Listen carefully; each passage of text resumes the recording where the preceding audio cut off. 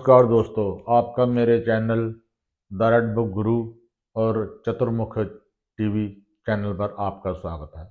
दोस्तों, ये मैंने दूसरा चैनल इसलिए बनाया है कि वो कुछ वीडियो जो हटके रहते हैं रेड बुक से, उनके लिए अक्सर दूसरे चैनल को मैंने चुना है क्योंकि जानकारी ज़्यादा है। इसलिए अगर बांटी ना जाए तो ये भी अलग बात है। पहले भी मैं उच्च रक्तचाप का वीडियो दे चुका हूँ, यानी वो वाला वीडियो मैंने चतुर्मुख चैनल पर ही दिया है। और अभी मैं जो वीडियो बनाता हूँ उसमें थोड़ा ये ऐड किया जा रहा था कि लाल किताब का सब्जेक्ट भी साथ में जोड़ दिया जाता है।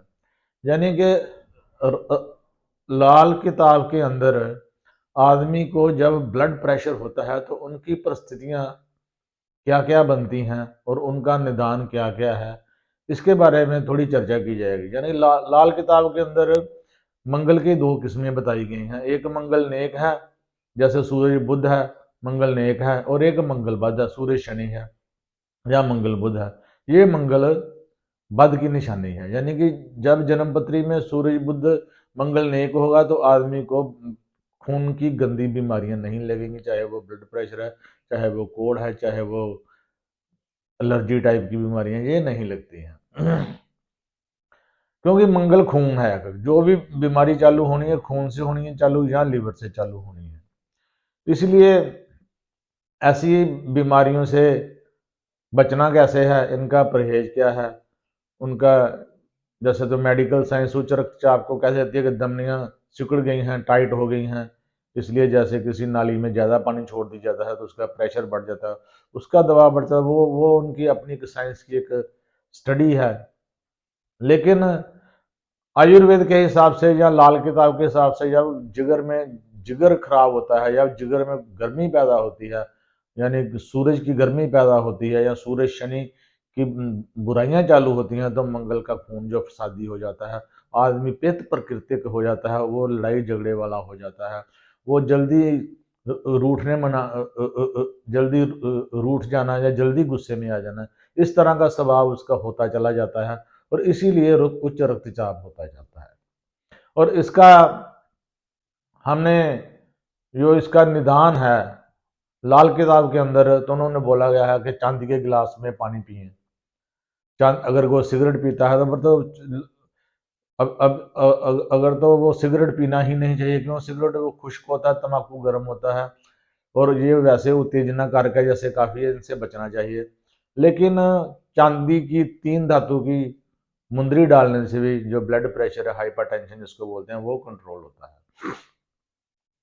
अपने खून दान करने से ब्लड प्रेशर कमजोर होता है, यानी अपना खून थोड़ा सा किसी उंगली से कट लगा के हल्का सा नदी में बहाने से भी ब्लड प्रेशर जैसी बीमारियां ठीक होती हैं। बोर्ड में मीठा दूध डालने से भी ब्लड प्रेशर जैसी बीमारियां दूर होती हैं। लेकिन आज हम लाल किताब का सब्जेक्ट भी ले लिया कि आपको कौन कौन से उपाय से ऐसा ठीक किया जा सकता है। आदमी काला नीला कपड़े का परहेज करे, ज़्यादा मत डाले, शरबती रंग के कपड़े हैं वो डाले, उससे भी उसका जो एटीट्यूड है वो सही रहता है। लेकिन आज हमने एक विषय चुना है एक्यूप्रेशर का।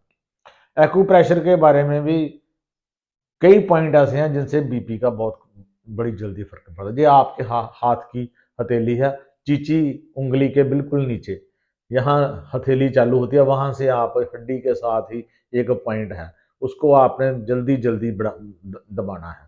यहाँ आपको स्टार्ट एक्यूप्रेशर की एक ये खास चीज होती है कि जिस पॉइंट को आप दबाते हैं, जहाँ प्रॉब्लम होती है, वहां पे आदमी को दर्द महसूस होता है और जैसे जैसे वो दर्द कम होता है उसको वो प्रॉब्लम ठीक हो जाती है। ये अजमाइश तब ही करनी है जब किसी का बीपी 160, 170, 180 या 200 हो जाए, और इसको लगातार करना है, लगातार करना है, लगातार करना है, दबाते जाना, दबाते जाना, दबाते जाना।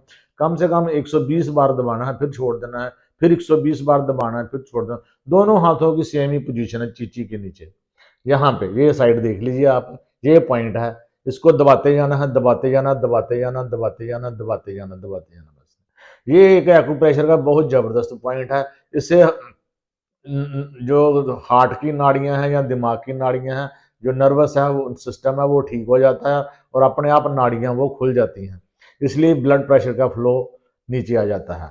और कई उपाय हैं, जैसे कि आदमी गुनगुने पानी में 40 डिग्री से 40 डिग्री 45 डिग्री पानी गर्म हो, उसमें अपने पाँव डुबो के रख दे। गर्म पानी से भी जो शरीर की नाड़ियां हैं वो नरम हो जाती हैं। ये भी बड़ा अच्छा उपाय है। पहले पहला भाग था, उसमें मैंने उच्च रक्तचाप के बारे में, एलोवेरा के बारे में बताया था। वो भी बड़ी जल्दी डाउन करती है बीपी को, यानी कि बीपी को डाउन करना बड़ा जरूरी है। जितनी भी बीमारियां संसार में होती हैं वो ज़्यादा बीपी से ही होती हैं, चाहे हार्ट अटैक हो चाहे पैरालाइज हो। यानी कि मैंने तो खुद मैं अपनी ज़िंदगी में खुद भुक्तभोगी रहा हूँ बीपी का, और मैंने इसमें बहुत स्ट्रगल की है। स्ट्रगल करने के बाद ही कुछ जानकारियाँ इकट्ठी की हैं। वो जानकारियों को अपने शरीर के ऊपर मैंने उनकी आजमाइश की है, और उस आजमाइश से मैंने पाया है कि काफ़ी आराम आता है। लेकिन आप किसी भी सलाह के अनुसार जो आप मेडिकल एड लेते हैं या डॉक्टरी दवाई लेते हैं, इसको कभी नहीं छोड़ना चाहिए।